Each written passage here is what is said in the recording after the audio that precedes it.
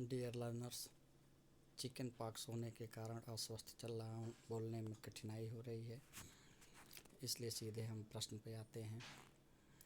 पहला कार्य चिपको आंदोलन, बी पर्यावरण शिक्षा के उद्देश्य, सी पारिस्थितिकी, डी पृथ्वी सम्मेलन, ई निवर्णीकरण, एफ मृदा अपरदन, जी एजेंडा 21। दूसरा प्रश्न, पर्यावरण शिक्षा की परिभाषा दीजिए तथा पर्यावरण शिक्षा की आवश्यकता को बताइए। 3 पर्यावरण के अर्थ को स्पष्ट कीजिए एवं पर्यावरण के विभिन्न घटकों की संक्षिप्त में चर्चा कीजिए। चौथा, मानव एवं पर्यावरण के मध्य क्या संबंध है, विवेचना कीजिए।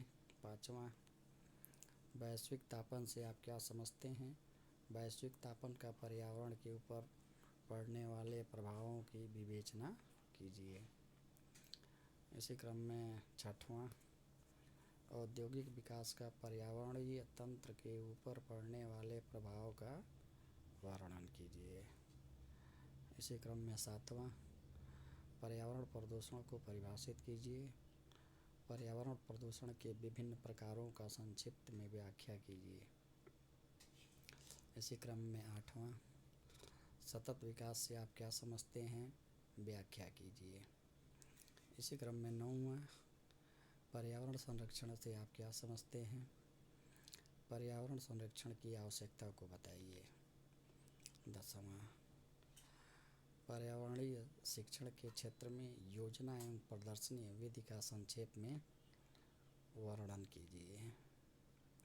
11वां, प्राकृतिक संसाधनों से क्या आशय है, प्राकृतिक संसाधनों का वर्गीकरण कीजिए। 12वां, पर्यावरणीय शिक्षा के प्रचार प्रसार में मीडिया, फिल्म और टेलीविज़न की क्या भूमिका है, वर्णन कीजिए। इसी क्रम में 13वां प्रश्न, राष्ट्रीय और अंतर्राष्ट्रीय स्तर पर पर्यावरणीय समस्याओं से निपटने के लिए बनाए गए नीतियों का वर्णन कीजिए। धन्यवाद।